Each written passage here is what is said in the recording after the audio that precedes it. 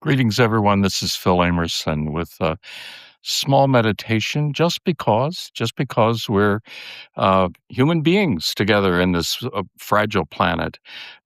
Today, I want to share some thoughts about being together with others. I've just returned from a retreat we called the We Belong Retreat. It was with pastors in mid-career in various congregations. So we were in New Harmony, Indiana. Oh, wait.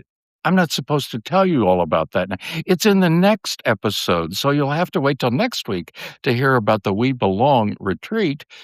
So for now, I want to talk about maybe some theology behind the We Belong retreat. If you look, in those of you that see this recording, you'll see a portrait there, an oil painting by Kadir Nelson. It's entitled After the Storm, and it depicts the artist's view of humanity gathered after the COVID crisis and after the time of war and violence in our world. It's a portrait of hope of various people, many different races and religions, all looking to the future. I can't help but think that we're going to have a time at some point that will be the post-ice age. We'll be past the time when we treat people based on their skin color in different ways, or we deport and detain people without knowing much more about them than they're different, they speak a different language or have a different skin color. And I was tragically reminded, when the President of the United States was asked about the situation in Iran, his response was, "The war is going swimmingly." I mean, that is obscene. What war goes swimmingly? Go walk the wards of those military persons who were wounded, or attend the funerals of those who died. It's not a swimmingly good thing to have war. We follow, as Pope Leo XIV has reminded us, the Prince of Peace, Jesus the Christ.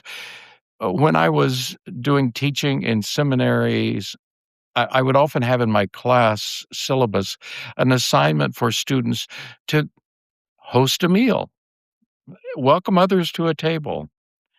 And the cross is an important symbol in Christianity, but I have come to believe that the table maybe should be considered, well, if not the most important, right up there near the cross in importance.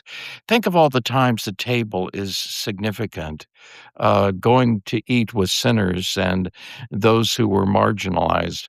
Uh, Think of the Last Supper, we call it, before Jesus died.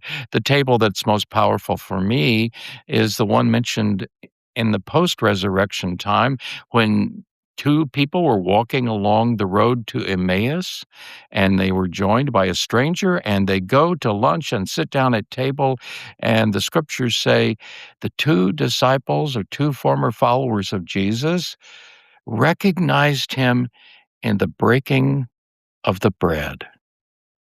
Hmm. My prayer for you in the days ahead is that you can join in some holy communion. To be a companion, the Latin means, compañero is Spanish, to break bread, to share bread with someone else. So, dear friends, this little podcast today is encouraging you to know that every table can become a holy communion table for you. Think about it. Invite someone else to sit with you, because one day we'll all be together after the storm. Bye bye.